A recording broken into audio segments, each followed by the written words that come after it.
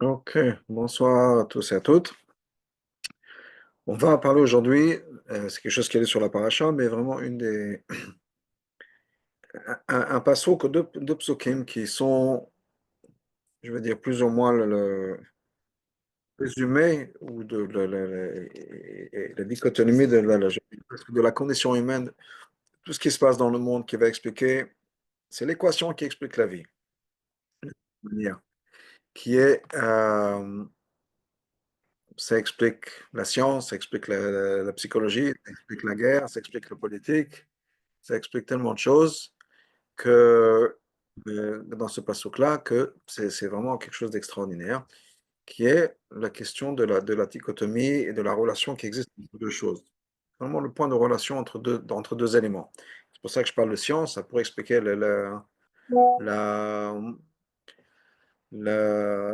comment dire, la gravité qui est l'interaction entre deux choses, entre, je sais pas, la Terre et la Lune, par exemple, ou d'autres choses.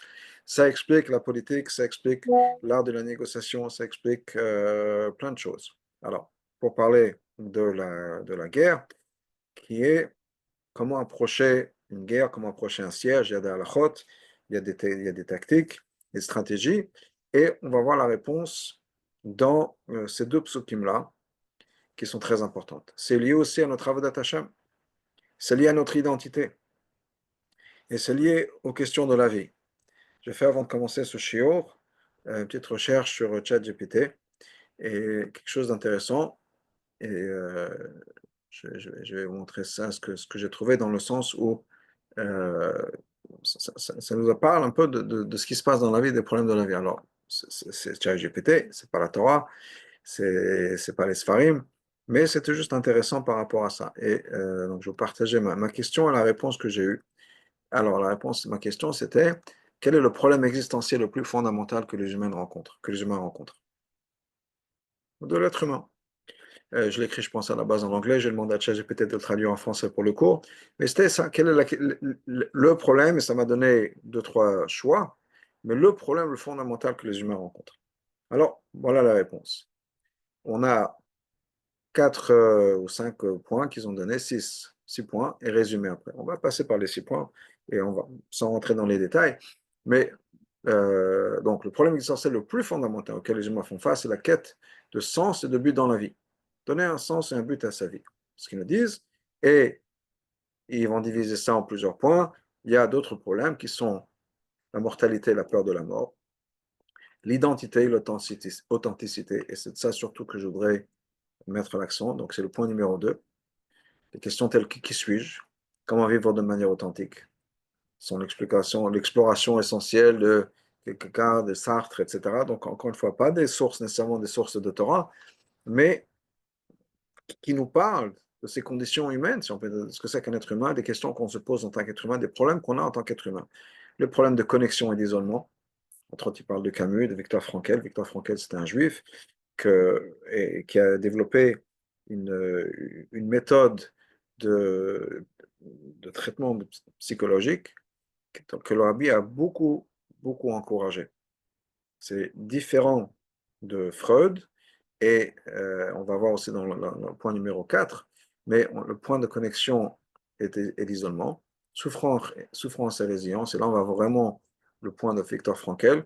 Je vais mettre ça, je vais lire ça parce que ça vaut la peine. La vie inclut inévitablement des souffrances et les humains se questionnent sur leur signification. Le sens des souffrances. Pourquoi? Pourquoi moi? Pourquoi maintenant? Etc. Et malheureusement, ce qui s'est passé aujourd'hui, le chaliard à Abu Dhabi. Victor Frankl, survivant de l'Holocauste et psychiatre, a argumenté d'en découvrir un sens à sa vie, qu'on peut trouver un sens même dans la souffrance en choisissant son attitude et en définissant un but. C'est-à-dire que pour Victor Frankl, pas directement lié à notre cours, mais le problème le plus important qu'on a, c'est de donner un sens à sa vie. Quand on a un sens à sa vie, le reste passe. Quand on a un sens, on peut donner un sens aux choses. Il a vu ça, il a basé cette théorie sur son expérience. Il était dans les camps de concentration. Son expérience, où il a vu que les gens qui avaient un sens dans leur vie ont mieux survécu les camps de concentration que les gens qui avaient abandonné et se laissaient mourir presque, parce qu'ils n'avaient aucune raison de vivre. Ensuite, la question de liberté et responsabilité. Donc, les choix entre le libre arbitre. L'absurde qui est le conflit entre le désir humain de sens et l'indifférence apparente de l'univers. En résumé, et c'est pour ça que j'ai lu tout ça, la problématique existentielle fondamentale repose sur la tension entre, et je pourrais m'arrêter là, parce que c'est vraiment là, c'était le point fondamental que je voulais entendre, si on peut dire, ou trouver dans ChatGPT, la tension entre deux choses. Et à partir du moment où on a deux éléments, il y a une tension entre les deux. Et ça, c'est quelque chose de fondamental dans la réalité humaine, dans la réalité, encore une fois, même scientifique du monde. Je dis, c'est l'interaction entre deux choses, comme je parlais de gravité, d'autres choses. C'est la tension qui existe entre deux choses. Alors, pour résumer tout ça, juste pour finir, notre quête de sens et les incertitudes de l'existence. Mais, encore une fois, c'était surtout cette première phrase que je voulais voir et je n'ai pas été déçu. La problématique existentielle fondamentale repose sur la tension entre deux choses. Et c'est de ça que je voudrais parler, parce que c'est quelque chose qui est adressé dans la paracha de cette semaine. Et c'est non seulement la problématique humaine à travers le monde, ça explique la physique, ça explique plein de choses, ça explique la politique, ça explique les lois des négociations, tout, dans les relations, la tension entre deux choses. Et on va voir dans le Chumash quelles sont les deux choses dont on parle, quelles sont les deux choses qui ont cette tension-là, et quel est le contexte qui va mettre en place quelque chose qui va, à partir de ce moment-là, impacter le reste de l'humanité. L'histoire est l'histoire de Rivka. Rivka est enceinte. Pendant de longues années, elle n'a pas eu d'enfant, elle n'a pas été enceinte. Après 20 ans de mariage, ou disons 10 ans de mariage, 10 ans, elle a attendu qu'elle soit mature, puis 10 ans de mariage, donc 20 ans après qu'elle arrive chez Yitzhak, elle arrive à l'âge de 3 ans, elle a maintenant 23 ans, pas d'enfant, et Yitzhak et Yitzhak et Rivka prient à Hachem pour avoir des enfants, et elle tombe enceinte. Mais il y a un problème. Et on va laisser ça dans le Chumash ensemble pour découvrir quel est le problème qui s'est passé et quelle est la solution qui l'a rassuré. Bizarrement parlant, ça l'a rassuré. Alors, c'est quoi le problème? Le problème est le suivant. Les enfants se sont battus en elles. Tomer, elle a dit, Imken, si c'est comme ça, à quoi je sers? Maintenant, elle ne sait pas que c'est banim, que c'est au pluriel. Donc, il y a ce qui se passe à l'intérieur. Elle souffre pendant la grossesse. Elle se dit, mais à quoi ça sert? On va regarder, j'ai le Khatam Sofer à droite qui est ouvert sur la page. Lama Zanochi, Rashi Pirash, Rashi nous dit, Lama et Palalti ala rayon. Pourquoi est-ce que j'ai prié pour être enceinte? Et le Ramban Pirash, Lama Nichaek, là, pourquoi est-ce que je vis? Et le Khatam Sofer dit, Shloma de Tavayu Badesh. Les deux sont vrais.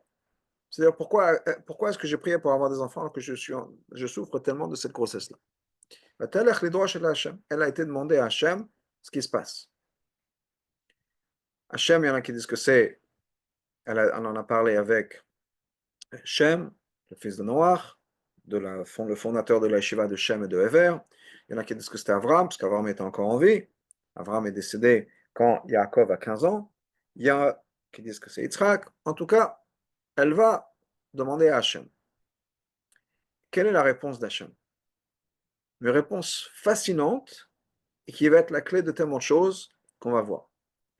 Vayomer Hachem. Là. Et Hachem lui dit, Shne goyim bepitnech. Il y a deux nations dans tes entrailles, dans ton ventre. Shne lomim emaich iparedu. Deux nations qui vont se séparer de tes entrailles. Tu as en fait deux enfants à l'intérieur. Pas un enfant, deux. Et ça, c'est la réponse à son problème. Qu'est-ce que ça veut dire? Quel est le problème? Quelle est la réponse? Et pourquoi est-ce que ça a satisfait Rivka? Et juste pour faire le passage qu'on va revenir à ce point parce que c'est un point extrêmement important. Où les hommes et les hommes yamatz.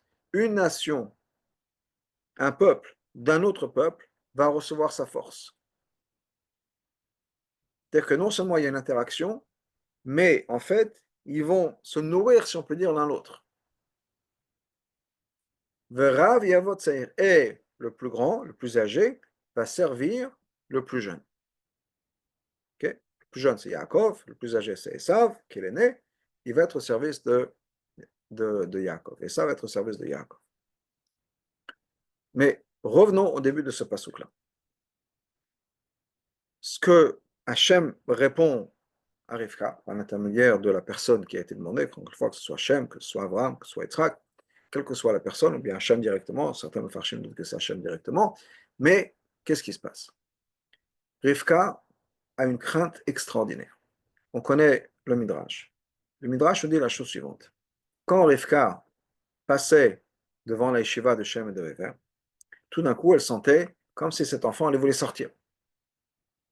Il y a un enfant qui fait la fête à l'intérieur et que c'est ce qui est marqué, va être Abanim Bekirba. Rachid nous explique ça veut dire quoi, Abanim Bekirba, qui voulait sortir. On va peut-être regarder Rachid. On peut passer Rachid dans ça. Donne-moi une minute pour rajouter Rachid. Et Vatetsu, qui nous dit que quoi? Le pasuk nous oblige à nous donner un drash, un midrash. On ne peut pas expliquer ça sans le midrash. Shestam, ma yeretzitza, c'est quoi c'est retzitza? Pourquoi est-ce qu'elle dit l'amazanochi? Ici, parce qu'il y a cette dispute à l'intérieur, il y a quelque chose qui se passe à l'intérieur, dit à quoi je sers.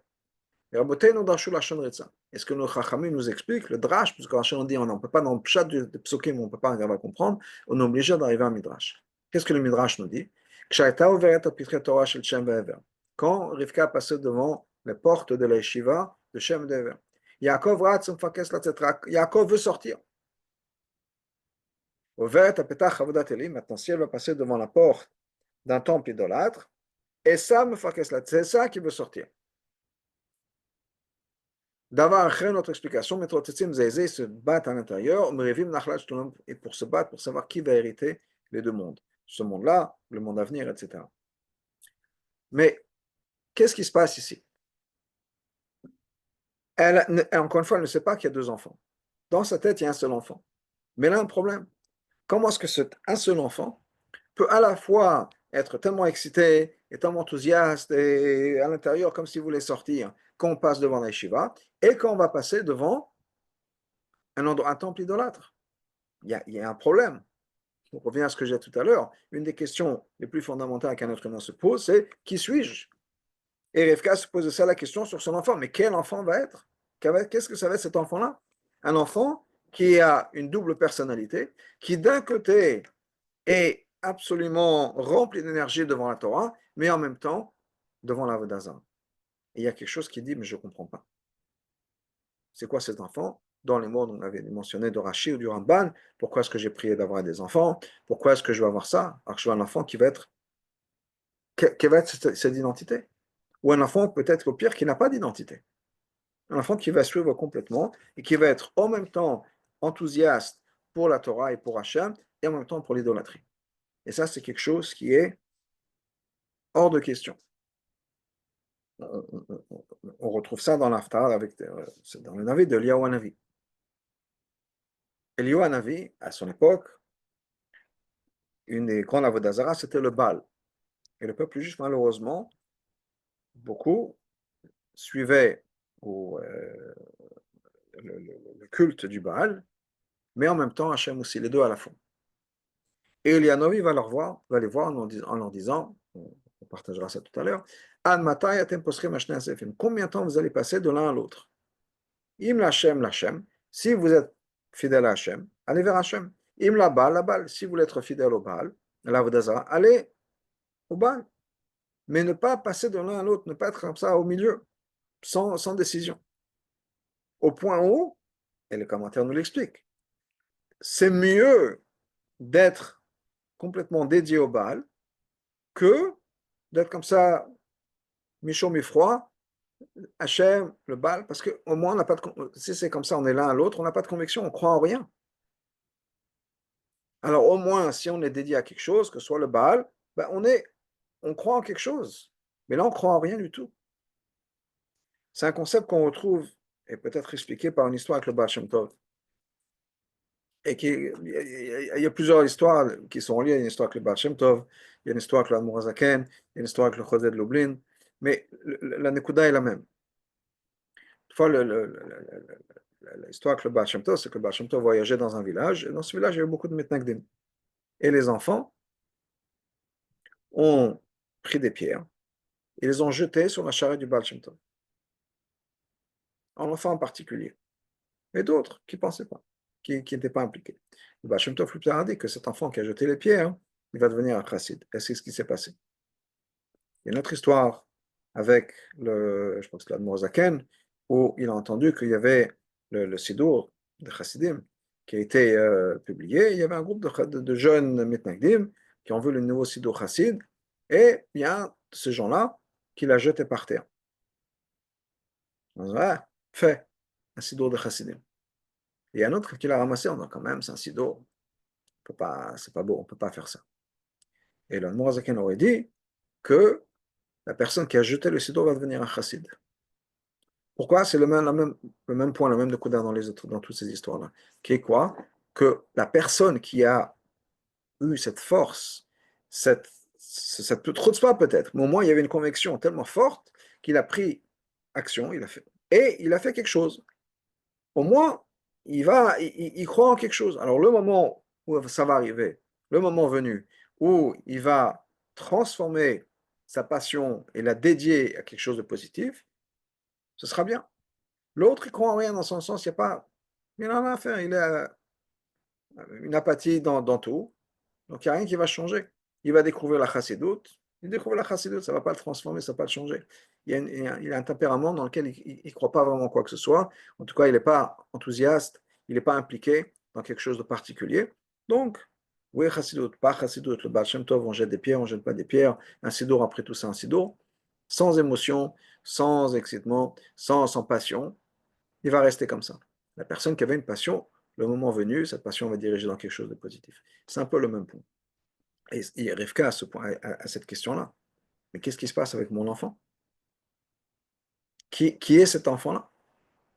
Qui est à la fois passionné par la Torah et passionné par l'Avodah Zarah. Et la réponse que Shem lui a donnée, ou la réponse que Hachem lui a transmise, quelle que soit la manière, c'est qu'en fait, non, il s'agit de deux personnalités. C'est pas la même chose. Tu as deux enfants. Donc, et chacun a son caractère, et chacun ce qui l'intéresse. Esav est intéressé par ça, et Yaakov est intéressé par quelque chose d'autre, par la Torah. Une fois qu'elle a entendu ça, elle a dit, bon, au moins, ce n'est pas un enfant avec une double personnalité, ou un enfant qui ne croit pas vraiment en quoi que ce soit, il est à droite, il est à gauche, etc. Parce que, comme on a dit, c'est important de se dire à quoi je pense, en quoi je crois, et ça, c'est important de le faire, et donc, elle était rassurée de se dire, ok, c'est deux enfants, chacun sa croyance, chacun son Yetzara, si on peut dire, ou chacun ses challenges dans la vie, ça l'a rassuré. Ce n'est pas un enfant qui va être sans croyance. Donc ça l'a rassuré. Et ça, c'est un point important quand on va revenir encore une fois dans notre réaction à nous-mêmes. Comment est-ce qu'on se voit soi-même? Parce qu'on a maintenant découvert quelque chose de très important, de fondamental. Et comme on l'a dit, je l'ai montré dans ChatGPT, c'est quoi? C'est que un des grands problèmes qu'on a et qu'on se pose dans la vie, c'est justement cette idée d'être tiraillé de droite et de gauche. Un conflit, une tension entre deux choses. Et cette tension-là, depuis le moment de la naissance de Yaakov et de Esav, existe dans le monde de manière générale, existe en nous en tant que peuple juif en particulier, puisque bien sûr chaque chose dans la Torah, c'est un enseignement pour nous. Et on retrouve en nous notre Yaakov et notre Esav. Comme l'histoire de Rabbi Shmuel Monkes, qui est une histoire fameuse quand il est arrivé chez l'Admorazaken pour la première fois. Euh, le, il, il est entré tard le soir, il a vu la lumière euh, encore allumée chez le Mozaken, et il est rentré, le Mozaken le voit, il dit, mais qu'est-ce que tu fais là?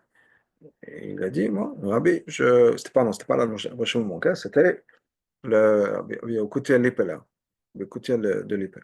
Et il a dit, Rabbi, je voudrais que vous me coupiez le côté gauche du corps, dans le sens où le Yetzirah.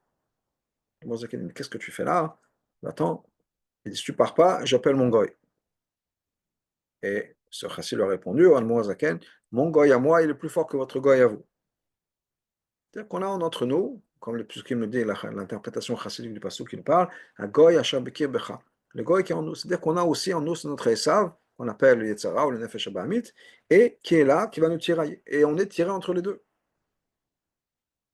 Et toute l'histoire, si on peut dire, de notre problématique, c'est justement ce tiraillement entre deux choses.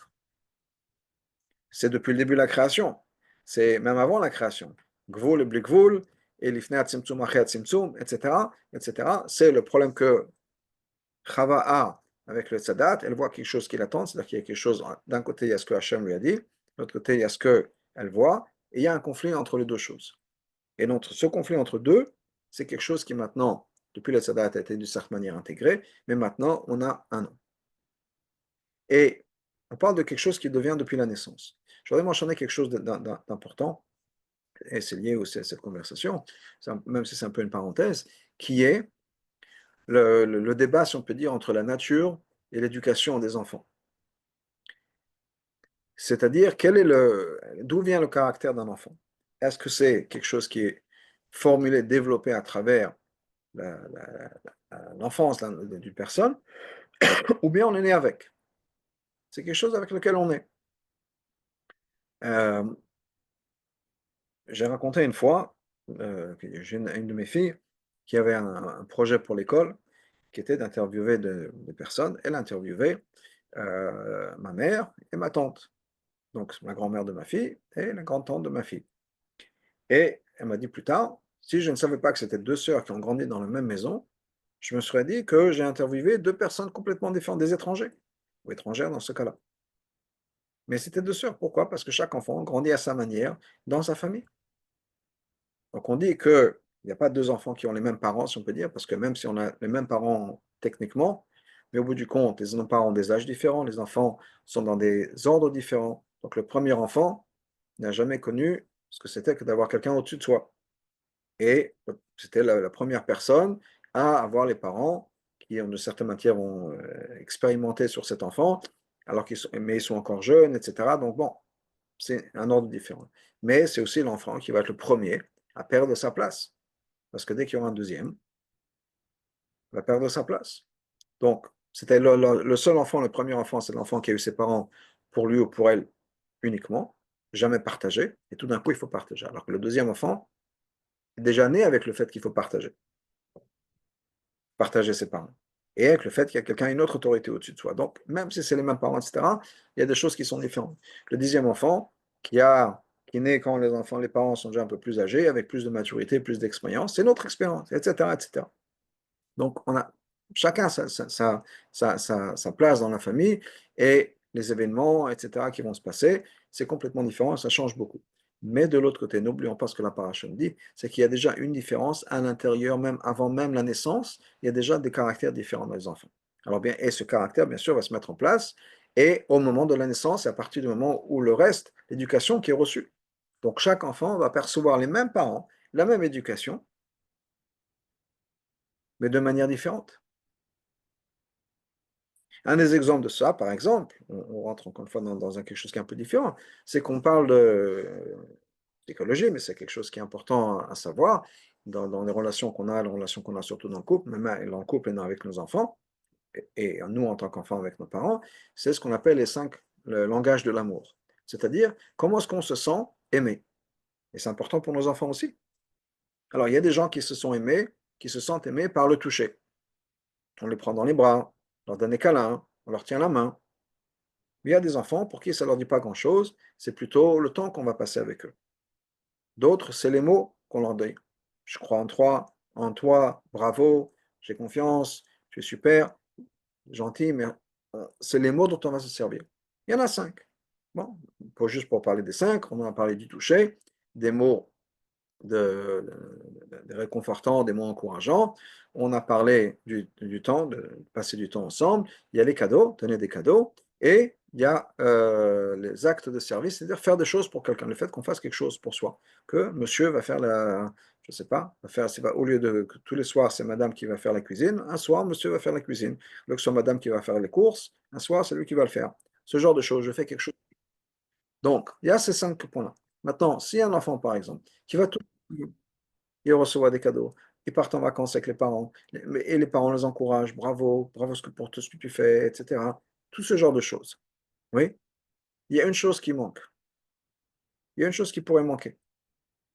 Par exemple, le toucher. Dans la famille, on ne touche pas trop. Il n'y a pas de câlin. Ce n'est pas une famille où il y a ça. Maintenant, si c'est un enfant qui n'en a pas besoin, il m'a dit mes parents m'ont toujours aimé, je me sens toujours aimé, etc. Aucun souci. Et c'est un enfant qui a besoin de ça. Une des choses les plus importantes que cet enfant a besoin, c'est justement d'être touché, d'être pris dans les bras, d'être câliné, d'être caressé, etc. Et un enfant grandissant ça, il va dire mes parents m'aiment pas. J'ai pas reçu d'amour de mes parents. Alors que ce sont des parents qui les ont emmenés en vacances, qui ont passé du temps de qualité, qui leur ont donné des cadeaux, qui les ont encouragés à l'école. Tout ce dont on a parlé, mais il y a une seule chose qui manquait. C'était cette chose-là dont l'enfant avait besoin. Alors bien sûr, un enfant comme ça va grandir en se disant, voilà, j'ai jamais reçu l'amour dont j'avais besoin de mes parents. Et les parents, peut-être qu'on ne comprendra jamais parce qu'on a fait exactement la même chose que l'autre. L'autre, c'est un enfant qui se sent épanoui, aimé par ses parents. Et voilà un enfant qui ne se sent pas aimé par ses parents. Tout simplement parce qu'il y avait quelque chose dans cette personne-là, dans cet enfant, lui ou elle, dont il avait besoin et qu'elle n'a pas reçu. Donc, je reviens à ce que je disais, c'est qu'il y a déjà, d'après la Torah, il y a déjà quelque chose d'inné dans l'enfant avant même la naissance. Avant même la naissance, on a déjà cette cette marque, ce caractère qui va nous définir, et après, ça va jouer sur le reste de la vie. Et ça, c'est quelque chose d'important. Et je voudrais mentionner sur ça un Khatam Sofer. Le Khatam Sofer sur les psukim dont on parle. Donc, on va revenir à notre texte, qui est le Chumash, et on va passer au Khatam Sofer, un autre Khatam Sofer, sur ce qui est sur ce qu'on avait vu. Le Khatam Sofer nous dit la chose suivante. Qu'est-ce qui est marqué dans le Pasuk? Shnei goyim bebitner, ou shnei elomim memer chiparedu. Tu as 2 enfants à l'intérieur de toi. Et le Khatam Sofer nous dit en fait que quoi?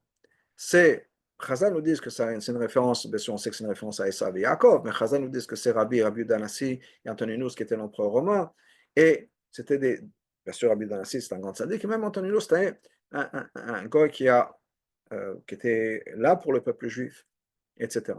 Et qu'est-ce qui va se passer?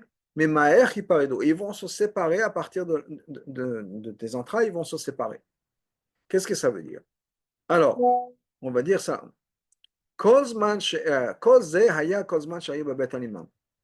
Ça, c'est quand ils sont dans le ventre de leur mère. Au début de la conception. Il y a 2 nations, ou 2 goyim, ça veut dire 2 personnes importantes, ge'e, 2 personnes importantes. Et ça, c'était Rabbi Yehuda Hanassi et Antoninos. Et le Khatam Sofer a toute une explication. Il compare ça à Issachar et Zevulun. Issachar Zevulun, c'est ce partenariat qui va se mettre en place, où il y a une personne, Issachar, qui va être impliquée dans le monde de la Torah. Il y a Zevulun qui va être impliqué dans le monde, dans les affaires du monde. Et il y a ce partenariat qui va se mettre en place. Et bien, le partenariat était aussi censé être entre Yaakov et Esav, la même chose, où Yaakov, c'est la personne qui est dans la Torah, comme Issachar, et Esav, c'est Ishsadeh, la personne des champs, comme le champ, c'est quoi? C'est là où il faut travailler pour faire pousser les choses. On parle souvent du champ, c'est l'endroit où on travaille, c'est l'endroit où on fait Avodat Habirouim, on raffine le monde, on élève le monde. On en parle souvent dans le mois de Elul, Amelech Bassadeh, le roi est dans les champs. Pourquoi dans les champs? Parce que c'est là où on travaille, c'est le monde dans lequel on a besoin d'élever les étincelles, etc. C'est ce concept du champ. Et Esav, c'est la personne qui va travailler dans le champ, c'est le Zevulun. L'exemple de ça, de ce partenariat qui va se mettre en place, c'est Rabbi et Antoninos. Rabbi Yehuda Hanassi, qui est le chef du peuple juif, Antoninos, qui est l'empereur romain de l'époque, l'empereur Antoine. Et il y avait cet accord qui se mettait en place, c'était 2 amis depuis la naissance, mais presque en tant que bébé déjà. Chazal nous raconte que à l'époque de la naissance de Rabbi Yehuda Hanassi, il y avait un décret romain qui interdisait la Brit Mila. Bien sûr, ils ont fait la Brit Mila à Rabbi Yehuda Hanassi, et il y a quelqu'un qui les a dénoncés au gouvernement. La mère de Rabbi Yehuda Hanassi dit, bon, je vais aller à Rome pour montrer, il fallait absolument se présenter pour montrer le bébé. Donc elle voyage. et elle va passer une nuit quelque part, et elle a une conversation avec une dame romaine qui lui propose d'échanger les bébés. C'est quoi? Prends mon bébé, tu arrives à Rome, tu leur montres que le bébé n'est pas circoncis, ils vont te laisser tranquille, et après tu peux rentrer et on rééchange nos bébés. C'est ce qu'ils ont fait. Ce bébé-là, c'était Antoninus. Et le bébé juif, c'était Rabbi Yehuda Hanassi. Donc déjà, tout petit, il y a eu ce partenariat où Antoninus a aidé à sauver la vie de Rabbi Yehuda Hanassi, a aidé Rabbi Yehuda Hanassi. Donc il y avait ce partenariat. On dit aussi au niveau historique on dit que Rabbi Yehuda Hanassi, c'est celui qui a compilé la Mishnah. Et la raison pour laquelle il a pu faire ça, c'était grâce justement à sa relation qu'il avait avec Antoninus, où l'empereur romain a un peu donné un break au peuple juif de toutes les persécutions romaines qu'il y avait à l'époque et a permis à cette génération-là, et Rabbi Yehuda Hanassi en particulier, de pouvoir avoir ce qu'on appelle le Menuchat HaNefesh, de pouvoir avoir à tête reposée, travailler sur le travail de la Mishnah. Donc il y a ce partenariat qui s'est mis en place et il y a Yaakov et Esav qui représentent ça. Et ça, c'était dans l'estomac. Attends, qu'est-ce qui se passe? Donc, on va continuer un peu leur thème. Et c'est pour ça que Yaakov a permis à Esav de sortir en premier. Il n'a pas retenu. De la même manière que dans la Torah, on nous parle dans les brachot des Sachar Zvulun, Zevulun vient en premier. Pourquoi? Parce que c'est grâce à Zevulun, celui qui va travailler dans les champs, etc. C'est grâce à Zevulun que Issachar peut étudier la Torah. Donc, la même chose, Yaakov a laissé passer Esav. Ah, mais une fois que Esav commence à sortir, il est déjà presque sorti. Et Raglav, les pieds sont sortis. Oui, donc on a déjà la tête sort en premier, ensuite le reste, Terem Yatsur Raglav, avant même que les pieds soient sortis. Le Yetzera, la Klipa a déjà prise de Esav. Et là, on a deux nations qui vont se séparer depuis à partir de l'estomac. À partir du moment où il sort de l'estomac, déjà tout de suite, à ce moment-là, ils vont se séparer. Dès qu'Esav sort de l'estomac du ventre de sa mère, il est déjà Esav, il y a déjà la séparation qui est en place. Elo le Chayolam. Le Chayolam, le Chapat Olam. Un dans la vie du monde, la vie éternelle, et l'autre, malheureusement, dans le posé. Veita Psikta, c'est ce qui est marqué dans le Psikta, chez Betzetom Rechem, Akar Rechem Bodech Etziato. Il y a déjà à la sortie, il a fait du mal à sa mère. Il a pris arraché avec lui la matrice de sa mère. Okay? Et donc, déjà depuis la sortie, Esav s'est comporté de manière différente. Mais avant la naissance, ce que Esav avait, c'était du positif. C'était une autre destination, si on peut dire, dans la vie, une autre manière. Le rabbi, dans les mots du rabbi, c'était le concept d'Abal Tshuva, ou le concept d'Avodat Abirurim, et Yaakov, c'est le tzaddik, c'est la personne qui va être dans le monde de la Torah. Mais déjà, tout de suite, ça s'est mal passé, et il y a eu ce problème qui s'est mis en place. Mais il y a un autre point dont je voudrais parler. Donc, on a déjà cette polarité qui se met en place dans le monde. Maintenant, qu'est-ce qui se passe quand il y a cette polarité? Et cette polarité existe à l'intérieur de nous-mêmes aussi. Comme je dis tout à l'heure, on a en nous ces deux côtés-là. On appelle ça Yetzara, Yetzertov, Nefesh Elokit, Nefesh Abahamit, l'âme divine, l'âme animale, quel que soit le nom dont on va leur donner, c'est des noms différents qui veulent dire des choses différentes. Mais on a en nous ces deux, on est tiré dans des deux directions. Et puisque je parle de Nefesh Elokit, Nefesh Abahamit, je voudrais préciser un peu les termes. Nefesh Abahamit, l'âme animale, ça veut dire quoi? C'est un peu différent du Yetzara. Yetzara, ça a le mot de Ra dedans. Mais l'âme animale, ça va plus loin que ça. L'âme animale, le Nefesh Abahamit, pourquoi est-ce qu'on appelle ça une âme animale? Un animal n'a rien de négatif, c'est pas le pauvre animal, qu'est-ce qu'il a fait? Le problème de l'animal, et c'est une partie qu'on a en nous, bien sûr, de ça aussi, c'est qu'un animal est programmé avec une chose qui est la plus importante, c'est se protéger, sa survie. Donc on a en nous une partie de nous-mêmes qui est là et qui sert à nous protéger et à faire en sorte qu'on survive de manière physique et émotionnelle. Rien de mal en soi, mais des fois ça cause problème. Par exemple, on rentre à la maison, monsieur rentre à la maison, le soir, un peu fatigué de la journée de travail, il arrive à la maison, madame qui en a jusque-là des enfants et des pleurs et des cris et des devoirs et d'être tirés dans tous les sens et des enfants qui se mettent tous à pleurer en même temps et qui ont tous faim, qui ont tous besoin d'aide pour leurs devoirs et qu'il faut mettre au lit qu'avant et avant, il faut leur donner le bain, etc.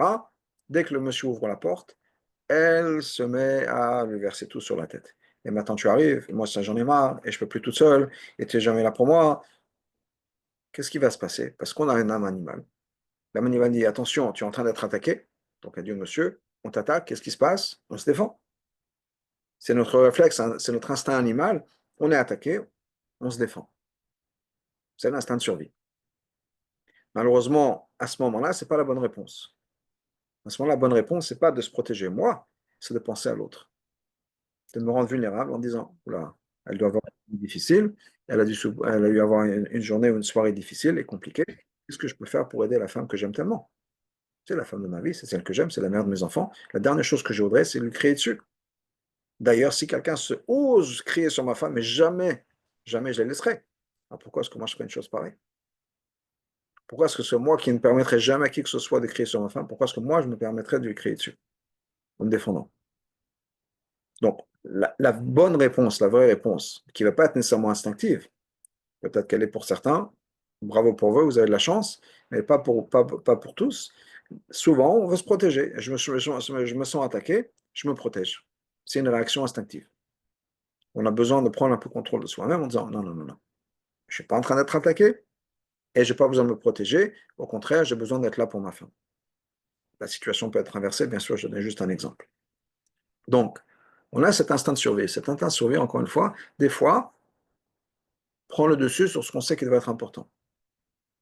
On a ces tiraillements entre ce qu'on sait qui est important, le sens qu'on veut donner à sa vie, le sens qu'on voudrait avoir, et la réalité, si on peut dire.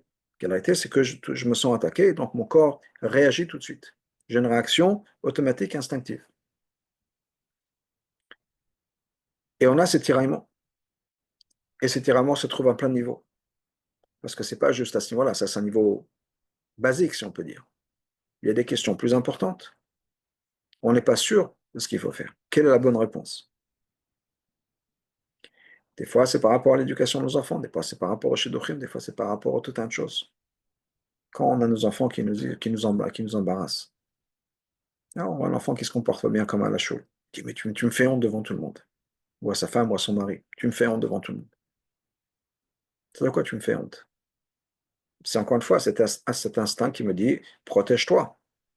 Il y a quelqu'un qui te fait honte, tu es attaqué, si on peut dire, ou tu es en position délicate, tu as besoin de te protéger. Donc on élimine comment ça s'appelle? On élimine ce qui nous attaque. On essaie d'éliminer, on essaie de contrôler le problème. Donc c'est pour ça qu'on voudrait contrôler ce danger, si on peut dire. On veut essayer d'éliminer le danger. Le danger, c'est quoi? C'est quelqu'un qui nous fait honte. On a besoin de réfléchir un peu au-delà de ça. Est-ce que j'ai vraiment honte de mon mari? Est-ce que j'ai vraiment honte de mes enfants? Mais que quelqu'un ose me dire que je devais avoir honte de mes enfants, de mon mari ou de ma femme. Donc, on a ce tiraillement, et encore une fois, ça peut aller dans plein de choses, qui est quel est le vrai moi, au bout du compte? Et qu'est-ce qui va se passer quand je fais ça? Donc, on a ce tiraillement. Et le tiraillement, il est normal. Et c'est normal, pourquoi est-ce qu'il est normal? Parce qu'on a justement ces deux pôles à l'intérieur de nous-mêmes. Et c'est la bracha, si on peut dire, que Rivka a reçue en disant il n'y a pas un seul bloc à l'intérieur. Il y a deux. Il y a deux identités à l'intérieur. L'Admour Zaken se sert de ce passouk-là, de ce concept-là, en parlant de nous à l'intérieur de nous-mêmes. On n'est pas fait d'un seul bloc. Si on était fait d'un seul bloc, il y aurait un grand problème. Parce que quand je suis en train de prier, tout d'un coup, je me rappelle qu'il y a une course que j'ai besoin de faire.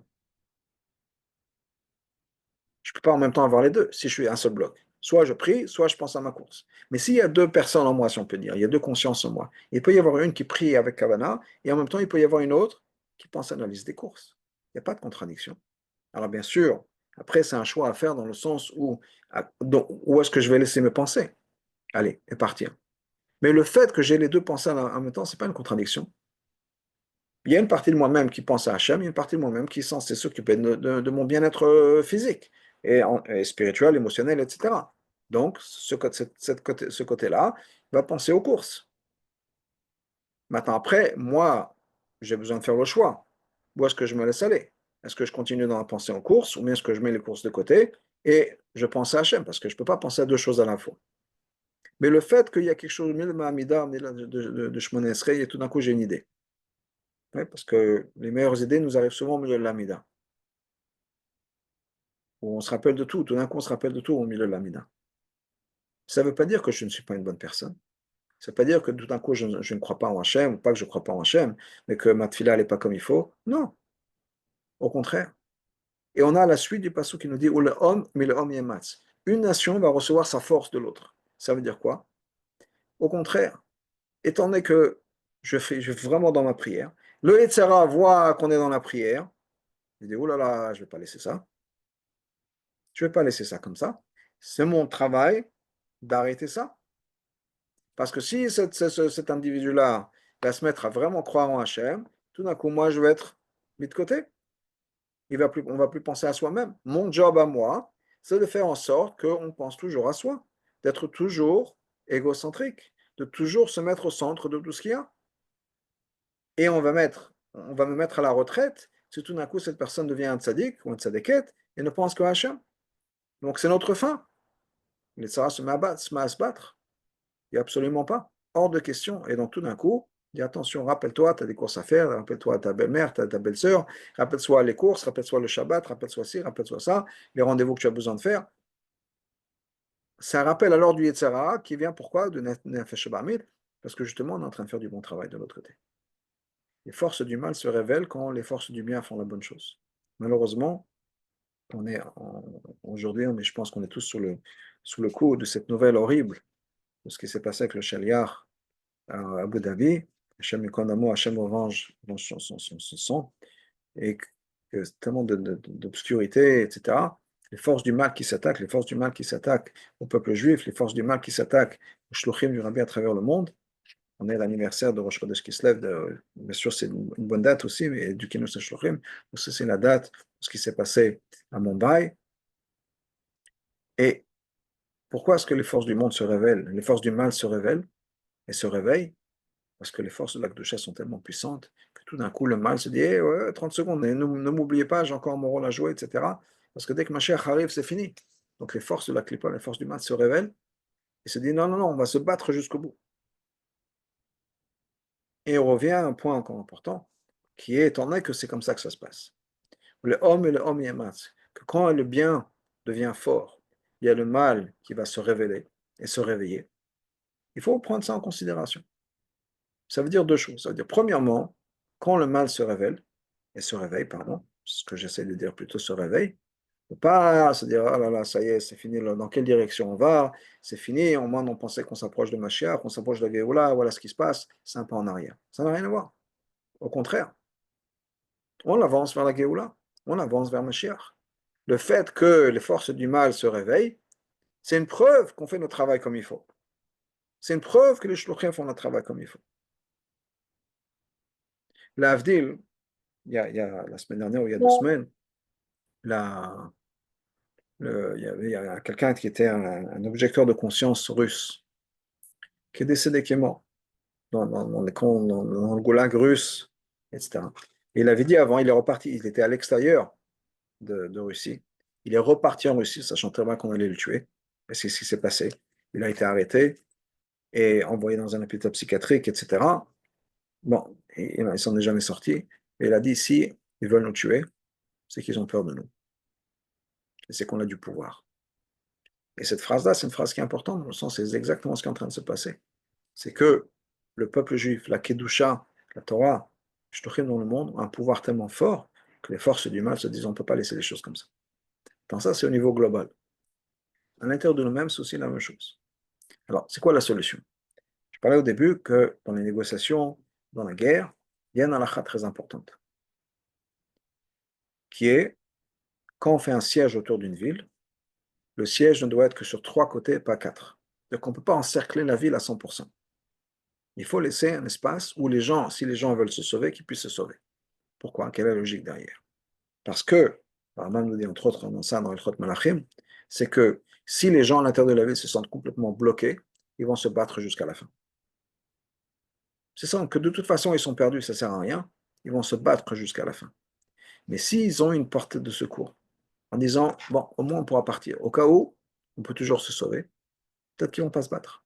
Ils ne vont pas se battre avec la même ardeur, la même fugueur que s'il n'y avait pas de solution. C'est vrai dans les négociations. Quand on négocie avec quelqu'un, c'est important que la personne en face ne se sente pas mis dans un coin et bloqué.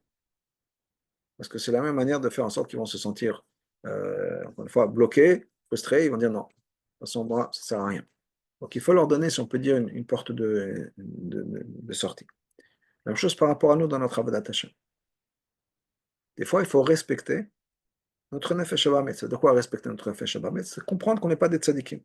Et comprendre que quand on prend une décision de faire quelque chose, premièrement, il y aura du pushback, c'est-à-dire il y a le nefesh habamet, l'âme animale, qui va dire attention, je ne veux pas qu'on en fasse trop. Donc de ne pas s'affoler quand il y a ça qui se passe. Qu'on a pris une bonne décision et tout d'un coup, ça devient deux fois plus dur. C'est comme ça, c'est normal. Il y avait une histoire, hein, d'un chassid de Nahum de Tchernobyl, qui était pas pauvre, mais presque, loin d'être confortable. Mais c'était quelqu'un qui avait une Achnasat Ochim extraordinaire. Rabbi Nahum de Tchernobyl a vu combien il faisait d'Achnasat Ochim, il a donné une bracha qui devienne riche. Et la bracha, Baruch Hashem, s'est bien passée.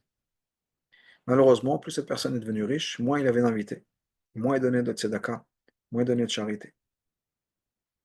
Au point où Rabbi Nahum a entendu ça, et s'est dit, cette bracha, c'est moi qui lui ai donné, c'est moi qui lui ai causé de devenir comme ça un avare, il faut que j'aille faire quelque chose pour le réparer. Donc il va voir cette personne. Alors, effectivement, maintenant, ce type s'est construit un palais extraordinaire, etc., avec tout un tas de pièces, et il voit le rabbi qui débarque chez lui. Il dit, Rabbi, bienvenue, quel honneur, etc. Venez chez moi. Baruch Hashem, il lui fait, bon, ils ont, je sais pas, un thé dans le salon, dans le premier salon, il lui amène un deuxième salon, il lui fait visiter toute la maison, etc. Et dans une des pièces, il y a un très, très, très beau miroir. Un miroir extraordinaire. Rabbi regarde le miroir, il dit, ah, Rabbi, vous voyez ce miroir-là, je l'ai fait venir d'Allemagne, un travail extraordinaire, etc., un travail de précision, vraiment quelque chose d'extraordinaire. Rabbi se tient devant le miroir, regarde, il dit, qu'est-ce que tu vois? Il dit, ben, Rabbi, c'est un miroir, donc je vous vois vous et moi. Il dit, ok, super. Puis le Rabbi se rapproche de la fenêtre, et il dit, il appelle le type, il a dit, mais et maintenant, qu'est-ce que tu vois? Il dit, ah, voilà, je vois dans la rue, il y a un monsieur un tel qui va au travail, madame un tel qui va faire les courses, et les enfants qui jouent dans la rue. Et le rabbi lui dit, mais je ne comprends pas quelque chose. Le miroir et la fenêtre, les deux sont faits de verre. C'est de la glace. Comment ça se fait que dans la rue, je vois les gens qui passent, et dans le miroir, je ne vois pas ce qu'il y a de l'autre côté, je vois que toi et moi. Explique-moi. Alors, c'est pris un peu amusé par la naïveté du rabbi. Il lui dit, mais rabbi, c'est très simple. Le miroir, c'est vrai, c'est un bout de glace, c'est un morceau de verre, mais il y a une couche d'argent derrière qui bloque, qui fait qu'on ne voit que sa réflexion à soi. Ah, lui dit le rabbi. Des fois, il y a une couche d'argent qui bloque et qui fait qu'on ne voit plus les autres, on ne voit que soi.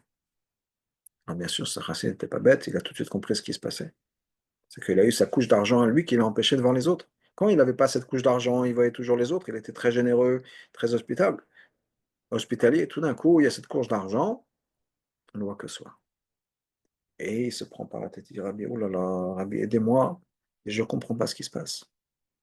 Et plus j'avais d'argent, plus je suis devenu, c'était dur pour moi de dépenser de l'argent. Rabbi dit, hey, qu'est-ce que tu penses? Que les Tzara, il va se laisser faire comme ça, bien sûr. Plus tu peux donner l'Asdaga, plus Tzara, il se met à se battre. On dit non, non, non, non, non, attention, pensez à moi. C'est normal. Plus il y a des Kedusha, plus il y a les forces du mal qui se battent. Et ce qu'on a bien fait, c'est qu'il a demandé de gratter un petit peu d'argent dans le coin du miroir pour se rappeler toujours que des fois, une couche d'argent, ça nous empêche de voir ce qui se passe chez les autres. Donc de toujours se rappeler que cette couche d'argent ne l'empêche pas de voir les autres. Donc il a gratté un peu, il a enlevé un peu d'argent dans un coin du miroir pour se rappeler toujours de ça. Donc ce que j'ai, c'est quoi? C'est que c'est une bonne chose, c'est un bon signe d'une certaine manière qu'il y a les forces du mal qui se réveillent, parce que ça veut dire que la force de la Kedusha, c'est bien. Mais de l'autre côté, encore une fois, quand nous on prend une akhlata, on prend une décision de faire quelque chose, ne pas avoir peur si tout d'un coup on a un Yetzira qui arrive, et de comprendre, donc de respecter ça, de comprendre que c'est comme ça que ça va, c'est normal, il n'y a pas besoin de s'inquiéter. Et aussi de ne pas faire en sorte que les tsara se sentent Le Nefesh Shamaim se sent bloqué parce qu'après, ça va pousser encore plus. Donc, quand on fait une achlata, des fois, c'est bien de faire une achlata pour une période courte, maintenant jusqu'à Yutet Kislev, maintenant jusqu'à Chanukah, maintenant jusqu'à Yud Shvat, et quelque chose de pas trop grandiose. Pour que les tzara tout d'un coup se réveille pas en disant oh, ça y est, on a perdu la bataille, il faut absolument que je me batte. Le homme et l'homme yamatz, un va prendre sa force de l'autre. Donc on y va doucement, avec réflexion et intelligemment, mais n'ayant pas peur s'il y a des choses qui vont se passer, et en respectant le processus, c'est-à-dire en respectant le fait que j'ai besoin de faire des petites achlatot que je pourrais tenir. Bien sûr, ça demandait des efforts, mais de faire tenir. Et je vous dis ça, par exemple, ça me fait penser à une histoire du rabbi. Une histoire du rabbi, on va finir avec cette histoire-là, Bezrat Hashem, où il y a quelqu'un qui était voir le rabbi, et le rabbi, dans la conversation, essaie de le convaincre de mettre le téfilim. Et la personne du rabbi, côté rabbi, honnêtement, il n'y a pas de souci, mais vraiment, il y a quelque chose qui me fait peur, c'est de m'engager à quelque chose pour le reste de ma vie. Et ça bloque. De prendre une décision tous les jours pour le reste de sa vie, c'est difficile. Alors il a dit, je comprends. Mais n'oubliez pas que chaque semaine, vous avez un jour au moins où il n'y aura pas de film. Et de temps en temps, il y a un Yom Tov. Donc, il peut y avoir, comme cette année par exemple, il y a même de Tishri, c'était 3 jours d'affilée. Donc il peut y avoir des fois 3 jours d'affilée sur une semaine de 7, c'est pas mal. 3 jours d'affilée où il n'y a pas de tefillin. Donc c'est pas aussi grand, c'est pas aussi difficile que vous le pensez. Mais c'est quoi? C'est cette peur de s'engager qui bloque. Si on peut réduire la peur, pas en disant, mais c'est n'importe quoi, c'est la mitzvah d'Hachem, les tefillin, etc. Non, non, le rabbi n'a pas dit ça. Le rabbi dit, ok, je comprends. Respectons cette peur humaine et trouvons un système, trouvons un moyen autour de ça, qui est de se dire, c'est pas si grave que ça, t'inquiète pas, au moins un jour par semaine, je ne mettrai pas les films, etc. Donc, quand on prend une achlata, on prend une bonne décision. J'encourage tout le monde de prendre des bonnes décisions. Surtout aujourd'hui, les Lou Nishmat, ce chassid-là, ce shaliach, Tzvi ben Alexander à Cohen, Hashem comme d'un mot, de prendre une bonne décision. Et que ce soit une décision qui soit faisable, pas de finir le chasse d'ici la semaine prochaine, mais un truc qui soit faisable, un truc qui soit limité, pas pour le reste de sa vie, c'est difficile, pour une période, jusqu'à Rosh Chodesh Kislev, jusqu'à Yud Tes Kislev, jusqu'à Chanukah, jusqu'à Yud Shvat, chacun en fonction, ça dépend de l'achlata, ça dépend de chacun, on prend quelque chose de limité et on puisse, Bezrat Hashem, chacun avec nos efforts, arriver à la Géoula avec l'avenue du Mashiach très très bientôt.